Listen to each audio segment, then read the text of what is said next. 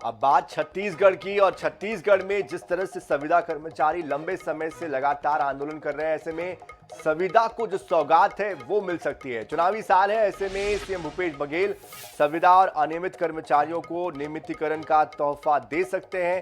दरअसल सामान्य प्रशासन विभाग ने सभी विभागों को आदेश जारी किया है और एक सप्ताह के अंदर ऐसे सभी कर्मचारियों की जानकारी मांगी गई है, जिसके बाद नियमितीकरण की सुगबुगाहट भी तेज हो गई है।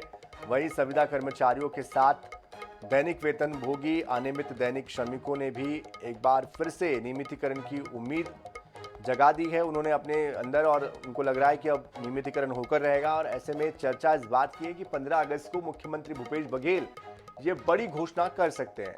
ये भी अनुमान लगाया जा रहा है कि एक मुश्त के बजाय बारी बारी से इन्हें नियमित करने की घोषणा की जा सकती है।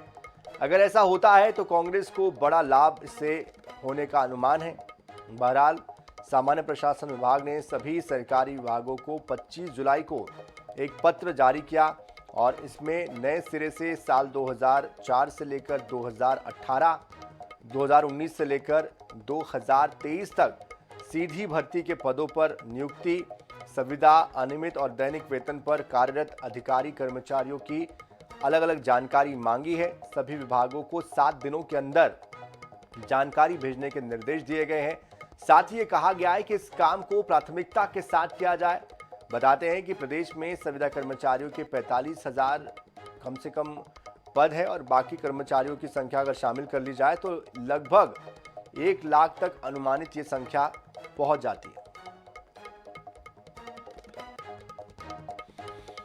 तो अगर 1 लाख तक ये संख्या देखें तो ऐसे में जाहिर तौर पर चुनावी साल में अगर नियमितीकरण होता है तो सीधे सीधे इसका फायदा संगठन को मिलेगा, सरकार को मिलेगा।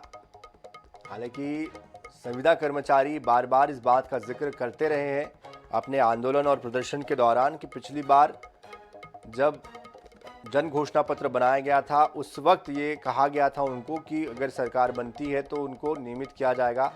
ऐसे में इस बात का भी सरकार पर एक दबाव ज़रूर होगा कि अपने पुराने वादों को उन्हें पूरा करना है, और अगर वो नहीं करते हैं तो कहीं ना कहीं विपक्ष जो बार बार आरोप लगाता है वादा खिलाफी का, वो फिर से इस बात को भुनाने में कामयाब हो जाएगा।